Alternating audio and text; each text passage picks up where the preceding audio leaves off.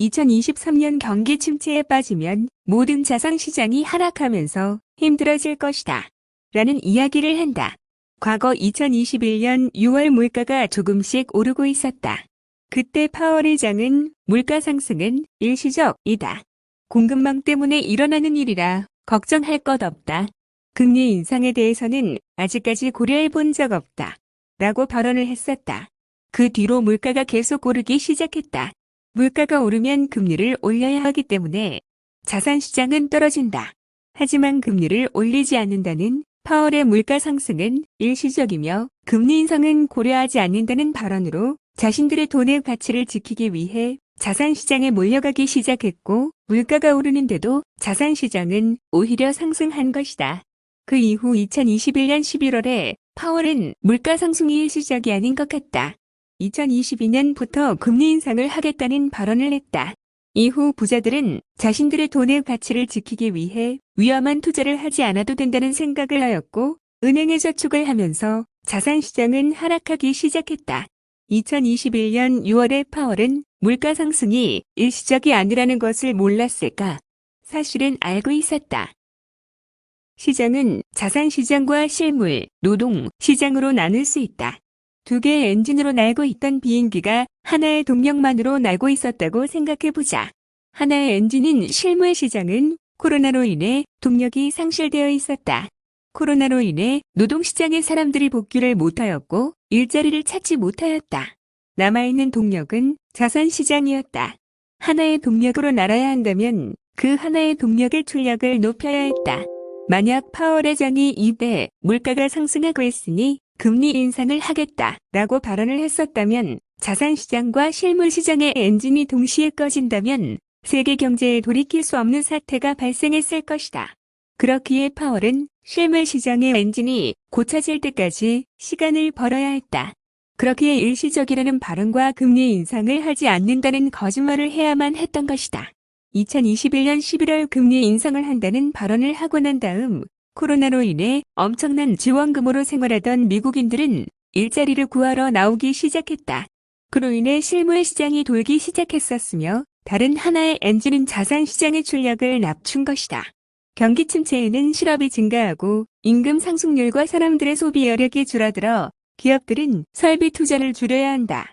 기업이 설비 투자를 줄이면 그만큼 인력을 감소해야 해서 실업이 증가하는 악순환이 계속되는 것이다. 그런데 한국경제보고서에서 미국은 지금 실업자가 없으며 임금은 계속 상승하고 실업자의 70% 이상이 3개월 안에 복직을 하고 있으며 복직의 조건이 좋다는 이야기가 나왔다. 실업자가 없으며 임금이 오르면 소비 심리가 감소될까? 경기 침체가 될 조건이 갖춰지지 않는다. 미국의 상품 수입이 줄어들어 무역 적자 규모가 축소되었다. 상품 수입이 줄어들었는데 미국의 소비는 왜 늘어났을까? 바로 서비스 소비가 올랐기 때문이다. 상품 소비보다 서비스 소비가 미국의 GDP에 더 영향을 미치기 때문에 2023년 1분기 미국의 GDP는 상승으로 나올 것이다. 2023년 1분기 미국의 GDP가 좋아지면 금리 인상을 더 할 수 있다는 인식 때문에 자산시장은 지금 하락한 것이다. 미국의 소비자 물가지수, CP와 근원 소비자 물가지수, 코어 CP의 그래프상 차이가 벌어질수록 자산시장은 하락하였다. 반면 미국의 CP와 코어 CP의 차이가 나지 않았을 때는 자산시장은 상승하였다. 자산시장에 투자하기 좋았다는 것이다. 근원 소비자 물가지수에는 임금이 속해 있다. 물가에서 나의 임금 상승률을 빼면 실질 임금이 된다.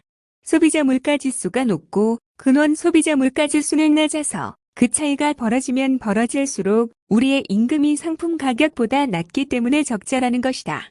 반면 소비자 물가지수가 낮아지면서 근원 소비자 물가지수가 높아진다면 자산시장에 투자하기 좋았던 시기와 비슷해진다.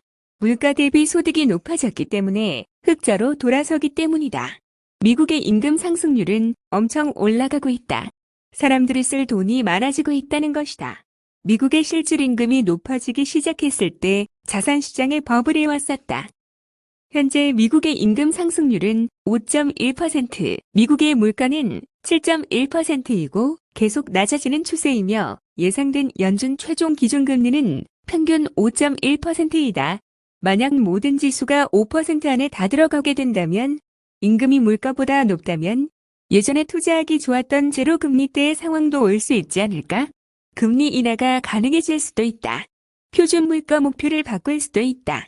적정 금리에 도달했기 때문에 금리를 올리지 않아도 될 것이다. 2023년의 자산시장은 훈풍이 불 것이다. 하지만 2022년 12월 크리스마스 및 박싱데이, 영국과 일부 다른 나라에서 공휴일로 지정한 크리스마스 다음 날이 있어서 소비를 많이 했기 때문에 2023년 1월달 CP가 높게 나올 수 있으며 자산시장은 한 번 더 출렁일 수 있다. 고용이 좋고 임금이 오르는 미국은 경기 침체가 오지 않을 수도 있다.